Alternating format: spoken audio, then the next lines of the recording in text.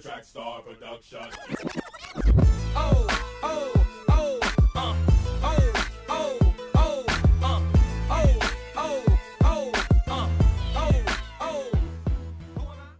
Hey yo, peace and blessings, blessings and peace. It's the boy Jarmel Reese, man, and welcome back to another week of Just a Thought. This week, I have an amazing guest, Grammy award-winning producer from Chingy, Janet Jackson, Madonna, Usher, and many more, Ludacris. You know what I'm saying? We're gonna be back with Grammy award-winning producer, Sham of the Track Stars. You don't wanna miss this. We'll be right back after this. Hey yo, peace and blessings, blessings and peace. It's the boy Jarmel Reese, and I want to share my experiences with you. If I had to put my life in one word, I would have to say ridiculous, man. From growing up in one of the worst neighborhoods in St. Louis, Missouri, launching a successful music career, recording with some of the top names in the industry, and launching my own clothing line, traveling the world, discovering the power behind yoga and meditation, and how it can heal the mind as well as the body. So tune in to my show, Just a Thought. Follow the story, like the page, subscribe. Let's write the rest of the story that you've always dreamed of. Peace and blessings, blessings and peace. It's the boy Jarmel Reese. See you soon.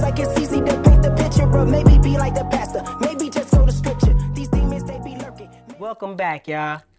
And like I said, man, we got a very special guest. We got Sham of the Track Stars, man. How you doing today, brother? I'm good, man. Can't complain. Man, pleasure, man. Pleasure to be able to have you here, bro. Yes, sir. And if many don't know who you are, explain to them who you are, where you come from, and just go from there. Yeah, I'm one half of the production duo, the Track Stars. Yeah.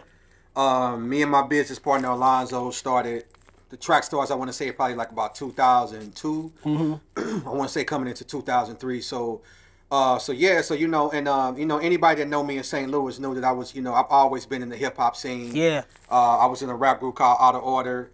You know, back in those days before the Track Stars, you had, you know, independent record labels in St. Louis. You had VIP, you had Sub-Zero, Bulletproof Records, and I was signed with PD Wax for Out of Order. Yeah. So I've always been an artist. I've always been a producer, because even when I was in Out of Order, me and KP, my cousin, was still producing the music. You know what I'm saying? So so that's just a little introduction of my journey. Yeah, for sure. Yeah. And so, you know, just catching back up to speed with that. So I'm going to go back and start going there, because like I tell people, man, this dude is the Dr. Dre of St. Louis. And, and it's no disrespect to anybody else, to me, you know what I mean? Yeah. But I think culturally, you have definitely made more of an impact, because people don't even know that you started the craze of the dance with the Nina Pop, which ultimately, the Monastery, the Nina Pop, which ultimately was the Chicken Head. Talk about that group and that sound, and let people know about that history. You know, when I left Out of Order and everybody went their separate ways, you know, I didn't really want to focus on the artist thing as much, and I started to go more into the production thing. So I took a little hiatus and just started working on beats, and you know, and just kind of, I went through kind of a little slight depression and just kind of up and down working on music or whatever. So one day, Dodie, who was managing us at the time, I was living with him. You know, so I think, well, actually the whole group was living at the house at the time, but everybody scattered out and I stayed there. Yeah. And I had some equipment, and I just kept working on beats. And so one day I was working on music, and DJ Chaos, shout out to Big Sexy Cool, he showed up at the house in a 100.3 The Beat van. I look out the window, I see the Beat van out there. I'm like, what the hell the Beat van doing out there? 100.3 The Beat. That people don't know, that was the radio station back then. 100.3 The Beat. Yeah. Go ahead. Yeah. So Chaos, you know, was in the van, and I'm thinking it's a giveaway or something like. So I see Chaos getting out the van, and he comes to the door, and he like, yo, you know, I see you still doing the music, you know what I'm saying, or whatever, and yeah, we got this project we working on. I want you to jump in, man, and come mess with us, like so. So basically, man, to make a long story short, I hopped into the Beat van with Chaos, and you know, we went over to his grandmother's house in the Riverview Circle over there, and man, and then I think Chemo met us up over there too, and we just hooked up, we just got right into it. I mean, it wasn't no hesitation. We just plugged the equipment in. Yeah. He like, we finna come up with this group, and we just started banging out records. I did majority of the album. But the standout records were those records that Nina Pop and Everybody in the Club Up. That's something I want to clear up too. Yeah. Because a lot of people don't know the difference. The first record was called Everybody in the Club Up. That was the first, song. Yeah, Everybody in the Club Up. Yeah. Chickenhead. Yeah. The Nina Pop was after that. That was the actual remix of that. You know what I'm saying? So Everybody in the Club Up was when I first witnessed it. Right. So Chaos called me one day and was like, yo, I want you to ride down to the Spotlight. That was a club back on in Baton back in the day. Yeah, the spot. Yeah. Yeah, so he picked me up, take me to the Spotlight, and he like, man, I'm finna play this record and watch this crowd. And he played it. Lady to the dance floor, and he just played it, and then the crowd just went crazy. And I'm on the stage like, yo. And that's when I knew that it was gonna take off from there. Gonna let your hips shake to the right. Gonna let them hips shake from the left and right. How did it feel to be able to have a hit record like that in the city where everybody knew it? It expanded outside of the city, and then nothing happened after that. What part and where were you at? And what did it make you feel like? Did it make you feel like giving up? Yeah, it definitely did. I mean, to see it go from that level, from shooting a video, a big budget video too, because they were signed to MCA Records, so a big budget video. I remember Chemo called me and he was like, we ain't gonna do the deal, you know what I'm saying? And it kind of crushed me. I'm like, damn, you know what I'm saying? So, but little did I know that was the thing that was gonna end up sparking the rest of, everything that came from Chingy. In the midst of Chaos, them getting signed to MCA Records, it was an A&R that everybody in the city knew, Salim, you know what I'm saying? Salim Boab. Yeah. Anybody from that time knew him. He was trying to sign everybody. For sure. He was an A&R up at Def Jam, you know what I'm saying? So Salim found out that the whole nine got a deal. So he called me up and was like, yo, do you have a manager? And I'm like, nah, I'm just doing everything on my own. So he was like, I'm going to reach out to Shaka Zulu at DTP, who was Ludacris' business partner, to see if he'd be interested in managing you. Because he was like, Shaka is, good at managing producers. Yeah. And also note too, this is right in the same time me and Zoe was merging in together. Shaka was managing us probably about, I want to say almost 6 or 7 months before Chingy even came into the mix. Got you. You know what I'm saying? So because we wasn't even looking for an artist. We were just on some Neptunes, like we just going to get placements. And, Shaka had us working on Ludacris, had us, he was shopping our music to like DMX and Jay-Z and people like that. So we was kind of going more in that route, and Chingy was something that just kind of happened. Okay. But that wasn't our focus. Okay, so tell us how that just happened. How did that happen? All right, so T Love, Nelly manager, called us. It was like, congratulations. I heard y'all just got a deal with Shaka and DTP. I got a group called Three Strikes. It was Chingy, Ali brother, Lil brother, Ahmad, and Tega. And they had the group or whatever. And so T Love was like, yo, I want y'all to get a couple of records. And once y'all get them finished, I'm going to shop them a deal. Okay. So that was the deal that we cut with T Love.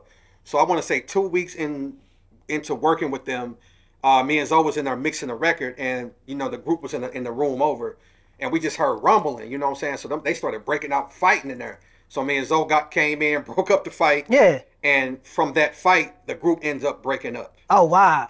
So when the group broke up, the only person I knew out of the group was Lil Howard. I called him Lil Howard, Chingy. Yeah. You know what I'm saying? So Lil Howard used to be in a group called Without Warning. Yeah. And when I was in Out of Order, we used to do shows with them. That's how I knew him. You know what I'm saying? And so he called me and was like, yo, the group is broke up. You know what I'm saying? What you think I should do? And I was like, man, yeah, it's looking kind of bad because we can't even contact T Love. You know what I'm saying? We was trying to call Love. We trying to call everybody, and nobody, we couldn't get in contact. So I was like, look here, check this out, man. We just did a deal with DTP, and Ludacris manager Shaka is our manager too. So I was like, just come live with us and maybe we just go solo, bro. I said, if the group ain't gonna get back together, just follow your heart. So he ended up going solo, and he ended up living with us, moving in, and we just cut some records, you know what I'm saying? And shit, the rest was history, Yeah. We cut like about, I think it was 4 records we cut, and right there was one of the records on the demo. Okay. I like the way you do that right there. Switch your hips when you walk and let down your hair. I like the way you do that right there. Lick your lips when you talking, that make me stir. I like the way you look in them pants. Yeah. So what was it like being able to make right there? What was that moment like? Do you remember what it was like that you guys made that song?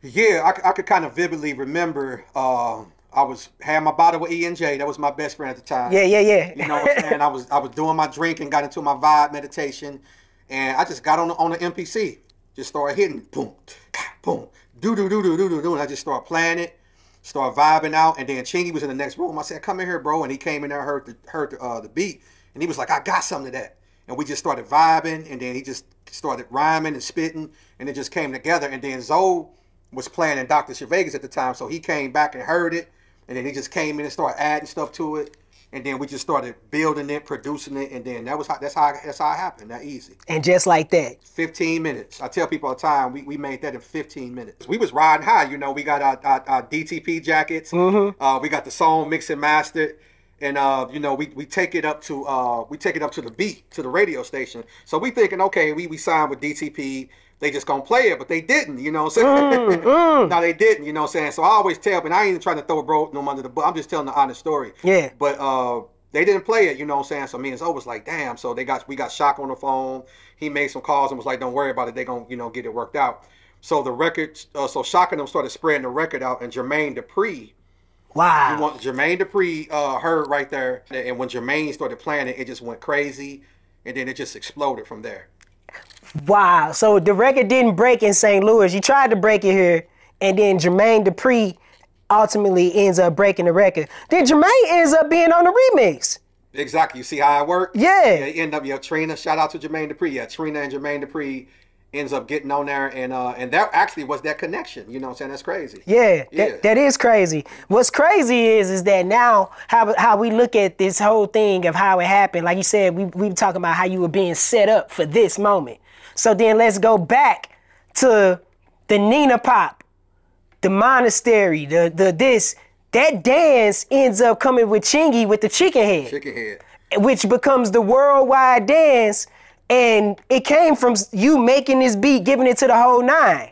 So, and so then now the whole nine has it, and it's the Nina Pop, but then the world knows it ultimately as the chicken head. How does that full circle feel for you, just as a producer, that you felt like you lost everything at that time, and then you end up getting it right back, and people are still doing the chicken head? Yeah, and I'm glad you asked that, man. I want to say, first of all, I want to say shout out to Chaos and Chemo. Absolutely. Because I feel like the whole nine don't get the credit they deserve. Yeah. Like when you talk about street slang, when you talk about having that street swag and just bringing that whole energy, I got to be honest, it was the whole nine. You know what I'm saying? I was there and watched Chemo write them hooks. Yeah. You know what I'm saying? I was there and watched Chaos write them hooks. I was the part of the group. Yeah. The whole nine. We was all in it together. You know what I'm saying? So I first off want to say, you know, shout out to Chemo and Chaos, because they definitely need their flowers, you know what I'm saying? Yeah. Being pioneers as far as ushering in street slang. Yep.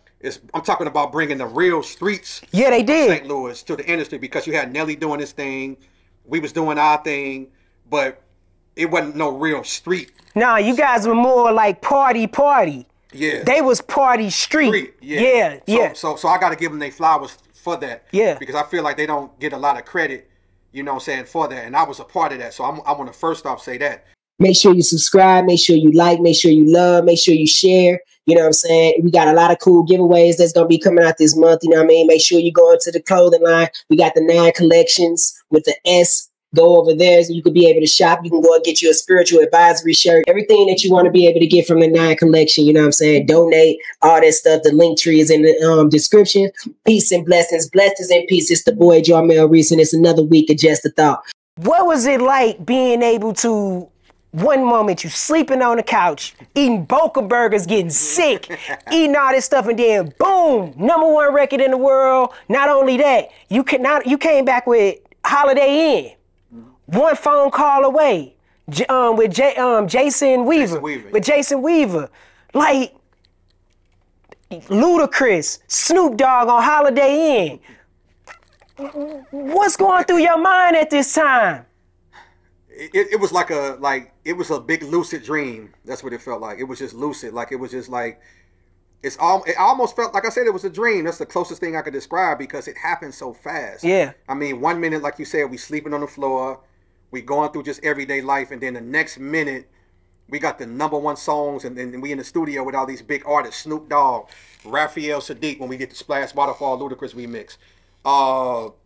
I mean, it was mind blowing just standing next to Snoop as he's doing, saying, doing the Holiday Inn, saying, we growing up watching the Dog Pound and all that stuff. So it was mind blowing, man. And that's, now that I look back on it, like you said, it feels like a big trip. And people don't understand, because when it happens fast. And so that ultimately sped and led you guys to a Grammy. Yeah. And talk about Grammy night, and talk about the Grammys, and talk about what it was like to finally to be at that place, because that is where the ultimate musicians are at. And you know what I'm saying? And I can only imagine, it's every artist's dream to probably win a Grammy. What was that like for you? That was probably the biggest moment in me and Zoe's journey. People don't realize, when you win a Grammy, that's the biggest stage on the planet. Yeah. In the world. So when you win, that means that you beat out every artist and musician on the planet. Mm-hmm. So for us to be in that position was just, like I said, on another level. I never imagined in my wildest dreams that I would win an award as big as this planet is, to win that. Yeah. Over all these great musicians. Yeah. You know what I'm saying? So that was another level. And I want to say, from the Grammy, and then kind of going back a little bit, going #1, and looking at like a lot of artists I didn't even know went with #1. James Brown. There's a lot of people that I didn't even realize that. So be able to do that, it definitely let me know that everything I had been feeling all this time was the real thing. Most definitely. And so that opens up doors. I know winning a Grammy takes you to a whole nother level. I'm pretty sure it takes you to a level where you're able to work with artists that you never thought you would be able to work with, doing some of the things you never thought you would be able to do. So what was some of the most crazy experiences that you had in recording music at that particular time? And share a story with us that, like, that we would probably know about that. All the crazy music industry stories. Yeah. One that stuck out to me, that stood out to me the most is Houston. Mm-hmm. Houston was an artist out of California we worked with. He had the song "I Like That."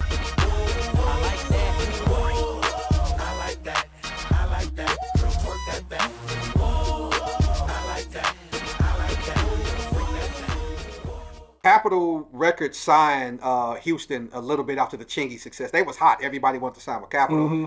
So Wendy Goldstein, who was the VP that signed us up there, she signed the Wu-Tang Clan, Common Sense. She signed Ariana Grande, The Weeknd. Been known for breaking a lot of big artists. She brought us the artist Houston. Okay. And she was like, "Can you and Zoe, get us a record for Houston?" So prior to all of that, we were spending time with Houston, and we kind of knew something was off with him. Okay. When you meet somebody, you could tell something kind of weird. Mm-hmm. Like, we kind of seen mental signs before all of this stuff happened. So we produced the record. It becomes a success. It blows up. Houston started to become this star. Yeah. So he had a show over in the UK, and this is inside information we got from people that was close around his camp. They basically said that he was just sitting in the hotel room, and he got a hold to a sword. To this day, nobody knows how he got a hold to a sword. But he had a sword in his room, and the word that we got back is that the security guard came in the room, and when the security guard walked towards Houston, the knife was in his eye. So just imagine you walking in the room, and the knife, it just implants to somebody's eye. Wow. And the story that we got also, too, is that he wasn't even fazed. He wasn't showing no pain or any of that. He was just sitting there with the knife in his eye with blood just running all on his shirt. So basically from there, they said that when the security guard walked in, he kind of panicked and then ran out, and then he ran back in. So they said when he ran back in, Houston was headed to the balcony. So he literally was finna jump and commit suicide. Wow. So if that security guard doesn't come in back around, he jumps and kills himself. Wow. Because I think when he panicked, he was running to get help, but something in him just shifted to run back to Houston to catch him from jumping out of that window. Wow. So yeah. So what happened to Houston after that? Because I remember hearing about that story. What happened after that? Well, it gets even crazier too. So So basically, Barry Hankerson, who we signed with in 2006, we did a label deal with Blackground Records. Okay. Anybody that know Blackground, they had Timbaland, Missy Elliott. Yeah, Aaliyah, all that stuff. Yeah.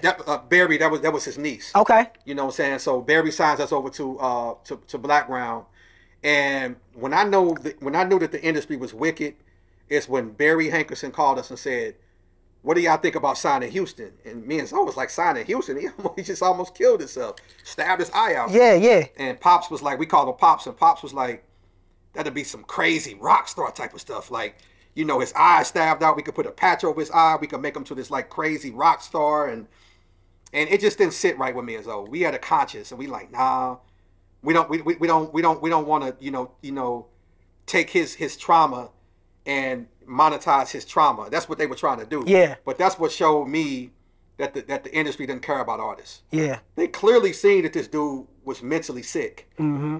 But you still wanted to sign him and put him out and just monetize him, his mental illness. Yeah. Was crazy to me. Yeah. And that's what started shifting me to go in a different direction. We still worked in the music industry After that. But I was shifting from within when I experienced that. Yeah, for sure. So with that being said, you start seeing those type of things, and it ultimately led you to something else, right? And so what after those experiences, what ultimately led you to being able to shift over? All right, so, you know, I'm a fan of the show Unsung. Mm-hmm. And when you watch Unsung, you know, you see the beginning, you see the highs, you see the mid, and then you see the fall. Mm-hmm. So me and Zoe went through the same thing where it was the highs, the mids, lows, and falls. So for me, what sparked my spiritual journey was, and before I say that, I don't want to say that it was that. Like we went through taxes. Yeah. We started losing things. That had nothing to do with it. Yeah. That was just the start of it. You know what I'm saying? That kind of pushed me into this place. Mm-hmm.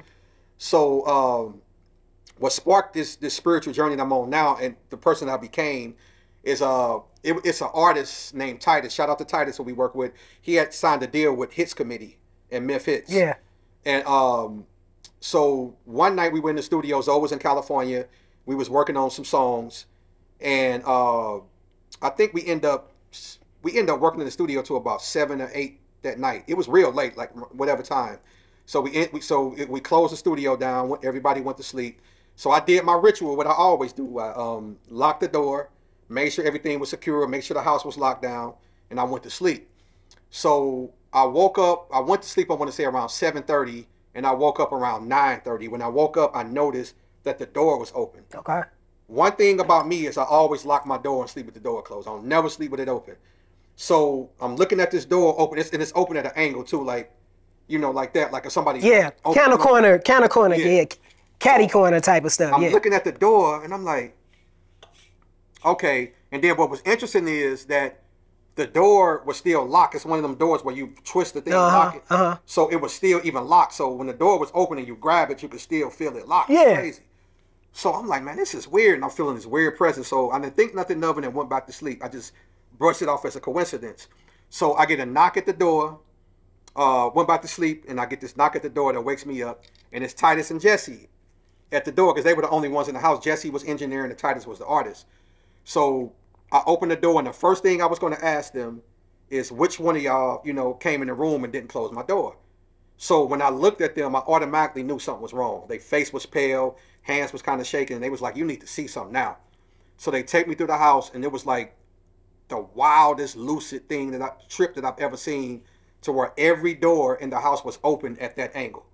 How many rooms is in this house? Man, you're talking about 4, 5, 6, you know what I'm saying, rooms. And the studio doors, like every single door in the house was open at that angle. It seemed like something out of a movie.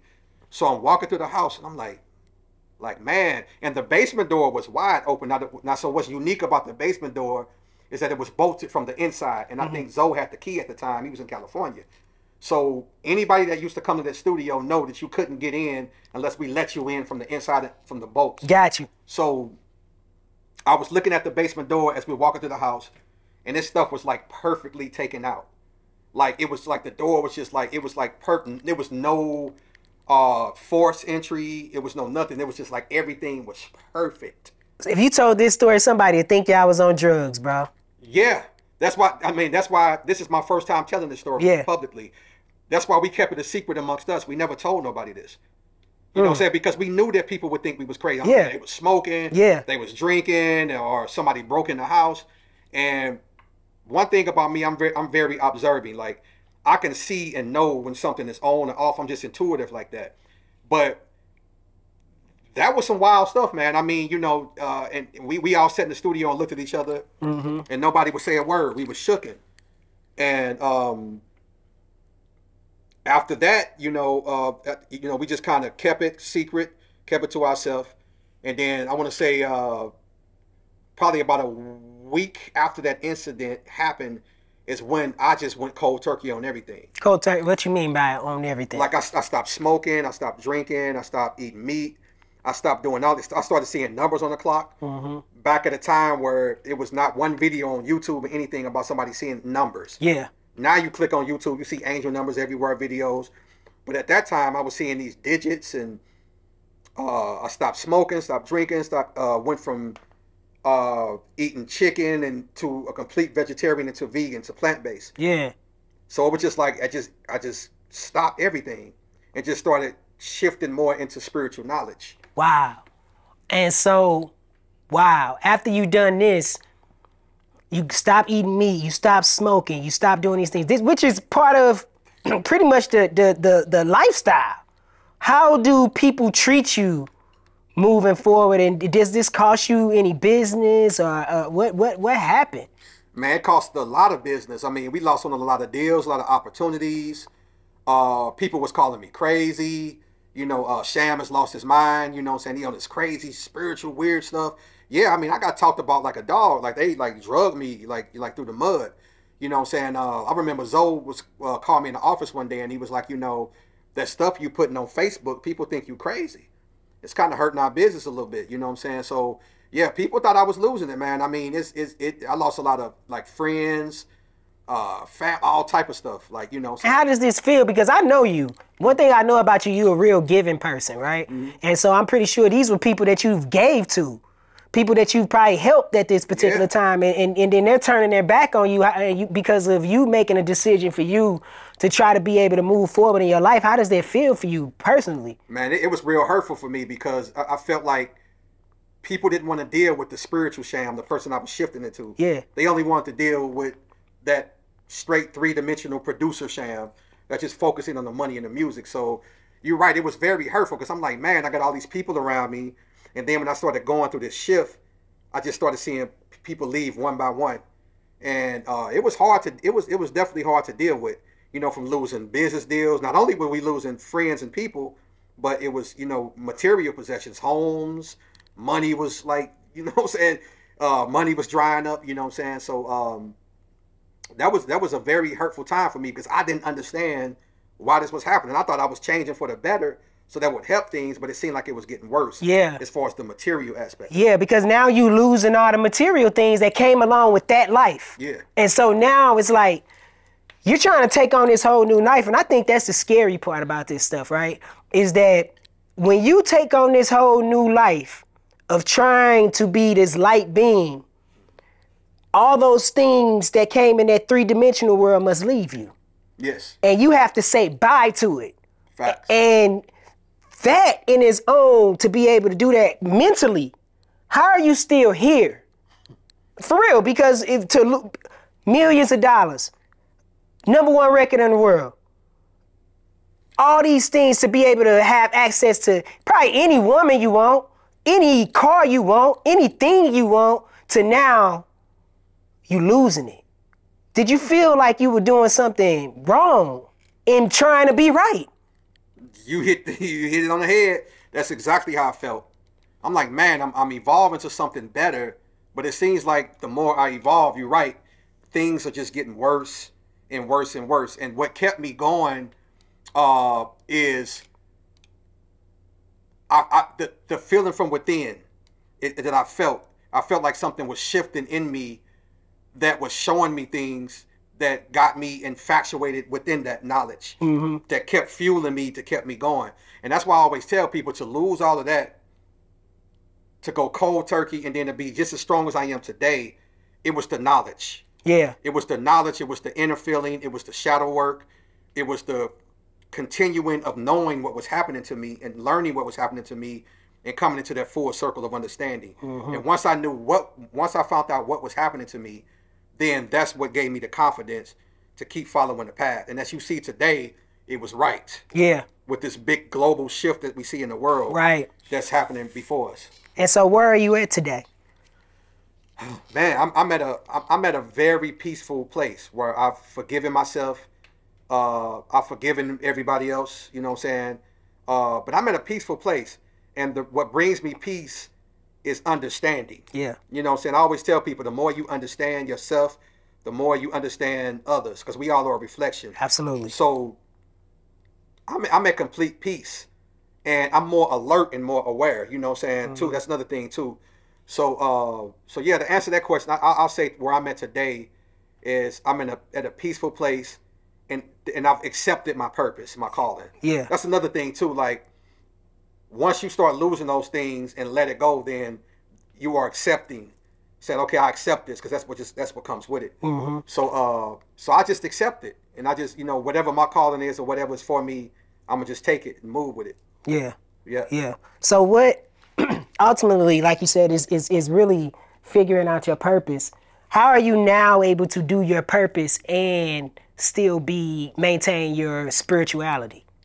Ooh, that's a good one right there. For me, once you master yourself, become the master of yourself, then you start to master everything else around you. You know what I'm saying? So once you start to have an understanding and take control over what's happening, then it starts to become easier. You start to be able to control the elements and everything around you. So for me, they say be in this world, but not of it. Right. You know what I'm saying? Where I've learned to be in it, to do the things that I have to do to survive. But my intent is my path and my purpose. So absolutely, once you learn to balance those things, then it becomes a lot easier. Yeah. You know what I'm saying? Where you can, because you're right, because at first you just kind of come out swinging like, yeah, I'm finna go on a mountain, I'm finna go on the spaceship, I'm finna leave her, I don't want to be around nobody. Yep. But then once you calm down and get control and understand what's happening, then you understand, okay, I'm here to create and balance. Yeah. When people wake up in the morning, you're mad sometimes, so but then when you kind of gain control, then you get control of your day. And I kind of align that with the same thing, what you call a spiritual awakening. Absolutely. You know what I'm saying? So yeah, so it's easy now. I just accept people for who they are. And, I don't judge people. Yeah. And I just take what I can take and just handle business. Most definitely. So with that being said, man, what else right now, what is it that we could be able to look forward to, and what can we see being able to come from this metamorphosis of a man? What can we look forward to for you now, and what do you have going on now? Everything for me is just pure enlightenment. Yeah. I just want to just share my story. I just want to, share my lifestyle. I want to just let people know it's okay to be who you are, to be yourself. You know what I'm saying? So for me, that's the biggest thing. I always tell people this story about this kid in China that was finna commit suicide, and he was seeing numbers on the clock, and he was telling his family, and they thought he was crazy. Same thing, calling him crazy and stuff like that. So he seen my video. I made a video about numbers, seeing numbers. And he came across my video, and right before he literally was finna jump off a bridge, seeing my video, and he told me it just gave him confidence to stay alive. And to this day, he's doing great. You know what I'm saying? So it's that type of stuff that make me feel good. So you still touching the world, even though it's not because you're still doing music. Yeah. But you touching the world in a whole nother way with your spirituality now, and you saving lives. Yeah. I've inspired a lot of people moving through, because I always tell people, you're not necessarily teaching people spirituality, but what you're doing is you changing your life, and as you shift, they see that, and then it shifts them. Yeah. You know what I'm saying? So for me, that's what it is. And then they seeing that you are proud of it. You're not hiding it. So they like, okay, well, he's overcome, not hiding it. Then that gives me the confidence to be out there.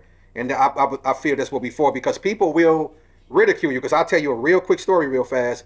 Chingy, I don't think we talked about this. No. Yeah, so Chingy comes out So Chingy calls me and was like, you know, what you up to? And I'm like, I'm just chilling. I'm gonna come pick you up. We're gonna go to dinner. So Chingy picks me up. We go to dinner.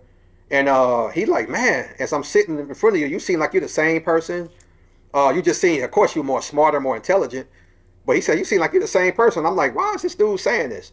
You know what I'm saying? So come to find out, he was saying that people were saying that I was crazy. So I'm looking at him. I'm like, bro, so what? People just think I'm walking down King's Highway with my shirt off and talking to myself. And this man from the track stars, he crazy. I'm like that's what people making it seem like. But me and him laughed about that. And he was like, yeah, that's sad that you shifted into something else. And by you shifting, people thinking you crazy. Yeah. And I said, yeah, that is heartbreaking, man, for me to evolve, to become better, and people equate that as me going crazy. Which it kind of hurt me a little bit. I kind of took offense to that. I'm like, wow, this is kind of crazy. You know what I'm saying? But what I didn't understand and what I've learned now is that I shifted into something else. When I went through that experience in Lake St. Louis with them doors opening, I shifted into another being. Yeah. In consciousness. It was a supernatural experience I had. And I shifted into another version of myself, which people didn't recognize. So that's why they was calling me crazy. Because think about it. I'm turning up, doing this 1 minute, and then 1 minute I don't eat meat, I don't smoke, I don't drink no more. So people just didn't understand on how that happened that fast, and thought that I was crazy based off that because they just didn't understand it. Yeah. And it just happened so quick. Yeah. So I'm telling this story to say, based off what you just asked me, that's why I do this for people that's going through the same thing I went through. Because believe it or not, some people don't make it through that. Man. They don't make it. Like they get ridiculed so bad that they just end their life or they just can't handle it. So I'm here to be open with it and say, hey, this is just what it is. Yeah. And so that's where I'm at right now. And I'm using all the tools I have around me to project that out to help people. Man, what's crazy about you is that I and people don't know, like, to me, I think that means more to you than winning Grammys. Yeah. Like, I remember when I first met you, you had your plaques just thrown somewhere. I'm like, yo, gee, where your Grammy at? Oh, it's just put up somewhere, man. He ain't tripping off of it. And I'm saying it like, you know, I saw inside of you something that was different from a lot of people, producers, because, you know, I'm in the music. I done ran across different people and how they feel about their accomplishments. I actually, like, for you, somebody has to actually get to know you for you to even work with them. Yeah. You don't just grab anybody because you this Grammy-winning producer and be like, you finna produce this. You actually feel people out. Yeah. And that's very rare.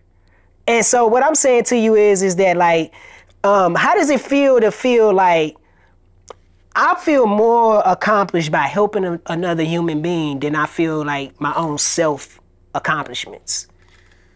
You know what? It's, as light workers, star seeds, and people that came here to do it's just something I've always felt. Yeah. You know, I always knew that music was just a tool. And that's why when a lot of bad things happened or people did things to me, I never retaliated because it was just something subconsciously in me that I knew that I was just on a mission. Yeah. And that mission was not music. The music was just only the tool. But the mission was truly to inspire people spiritually. And even though I wasn't that person at that time, it's always been in me. Yeah. I'll give you another example, like, and Chingy will tell the story too, that when we were working on Jackpot, the album, we would be sitting talking about the universe, about other beings. He tells the story all the time. Like, we've sat and talked about these things. So I always been this person. I just hadn't went through my full awakening yet. Yeah. So subconsciously, I always felt it within me that I was just on a path, and that path was going to lead me somewhere. And that's why the trinkets, the Grammys, the medals, chains, I never cared about it. Yeah. Because I knew it was something else greater I was going to be called for. So that's, you know, to answer that question, yeah, I always knew it was a bigger picture. And when you know it's a bigger picture or something, those things, they don't matter. They don't matter because now you're not operating any ego, just only purpose. Yeah. So now I can throw that Grammy away. You know, like we talked about when Mike Tyson was urinating on his belt. Yeah. Like, because he had an experience that showed him that these things didn't matter. They don't matter. It don't matter. And what would they don't matter. It's just tools. Yeah. And what would you tell somebody, the next Starseed or Interstellar, what would you tell somebody moving forward on their path? I would say whatever you feel is the right thing. To stay in the moment of what you feel, and no matter what anybody say or anybody feel, don't get off your path. Follow that light, because that feeling, that intuition is a real feeling that's guiding you through your path. So I would say most importantly, stay in alignment, do the research, do shadow work, and just keep expanding knowledge. Yeah. Just stay with it. And like I said, and I can't keep stressing this enough, so don't be afraid, because everybody ain't going to agree with you. Everybody ain't going to understand you, but your path is your path. It may not be for them to understand. It may not be for this person, but it's for you. So just keep following that light and keep going. And even if you lose everything and go through bad things, it's all going to come back. Yeah. It's just the universe teaching you lessons. It don't want to hurt you, but it's just teaching you lessons so you can gain everything. Yeah. You know what I'm saying? So for me, that's the biggest thing, because it's the old saying goes that, you know, like a lot of the Christians used to say, you know, God ain't gonna give you what you can't handle. So it's that saying that, you know, I'm not gonna give you this because I know it's gonna self-destruct you. Yeah. The thing that you're lusting and desiring is gonna be the thing that take you out. Absolutely. So it's just tests to take you to lose everything to gain everything. Absolutely. You know what I'm saying? So That's real. yeah, so that's my thing, to just walk your path with no fear and just do what you feel and don't worry about nobody else. Just keep moving. Man, most definitely, man. Sham, I want to thank you, Yes, sir. first of all, for being able to sit down with us, because I know you could have been doing a lot of things. Appreciate your time, brother. Yes, sir. Anytime. And also just tell the people whatever it is that you got going on that we could be looking forward towards 2024 and just moving forward. Okay, so right now, my company Interstellar, which is me and my business partner Tovin. Big shouts out to Tovin. No doubt. You know what I'm saying? We formed this Interstellar, which is it's a parent company to the Trackstars. I'm still a co-owner in the Trackstars, but I decided to start another company.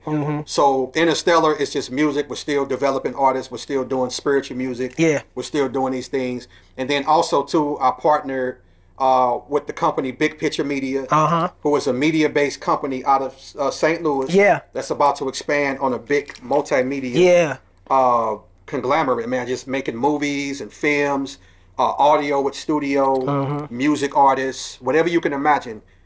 Big Picture Media wants to do that. Man, and shout out to Big Picture Media for letting us use this space, because this is the space we in too today. So yes, absolutely. Yeah. You know, so, and also too, I have a film series I'm starting where I'm gonna do like some Jordan Peele, Lovecraft Country, where spirituality meets the real time. Yeah. And I want to document going from the lowest aspect of the awakening to the height.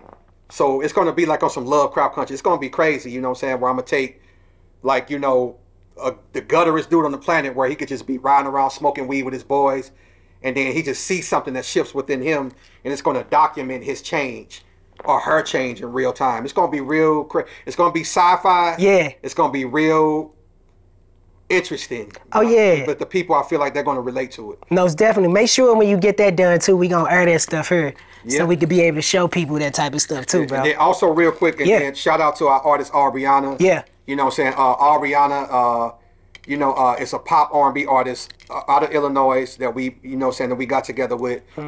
She'll be signed in a minute, and her album's finna come out. It's finna be crazy. Yeah. And also shout out to Mike Lynn. Anybody that don't know Mike Lynn, he was with Dr. Dre at Aftermath for like 10 years. Yeah. He's responsible for Bruno Mars, Gwen Stefani, Kendrick Lamar, the rapper The Game, all them big West Coast legends you could think of. Mike and Dr. Dre was a part of. So shout out to Mike. That's my business partner. Okay. And we're doing big things together. So that's it. We just like I said, the new year consists of us just documenting this journey and letting the world see it. Yeah. And that's it. Man, Sham, it looked like everything that you was willing to walk away from, you gaining it back in a whole nother way. And congratulations on that, because, man, staying on your path, you are truly a definition of staying on your path, brother. I appreciate it. Yeah, for sure, man. And just like I said, I want to thank you again for being able to be here and appreciate your time, bro. For real. Peace Man, for sure. Peace and blessings, man. And with that, go ahead. and real quick, Yep. before we leave out, you know, we could just cut this as a clip. Yep, I got you. But based off of what you just said, I want to say this real quick. Dave Chappelle on Setting the Path, how Dave, they wanted Dave to wear a dress. Yeah. They wanted him to do these things. And he turned down 30, 40, 50 something $million. And he left, went to Africa, went on a spiritual retreat. And people called Dave crazy. They thought he was going nuts, thought he was, losing it. But as you see, he walked away from all of that. And then years later to come back. He bigger than ever. Now he's bigger than ever, got $50 million from Netflix. Yep. So he walked away from that and he got it all back because he stayed true within his path. So let that be an example that, yes, you're going to go through some things. It's going to be tough, but in due time, you will get it back. Absolutely. Yeah. Man. With that being said, man, we have another week of Just a Thought. Sham, I want to thank you for being a guest on the show, man. Hey, y'all, peace and blessings, blessings and peace. Make sure you tune in next week with another show of Just a Thought 2.0. Peace and blessings, y'all. Peace.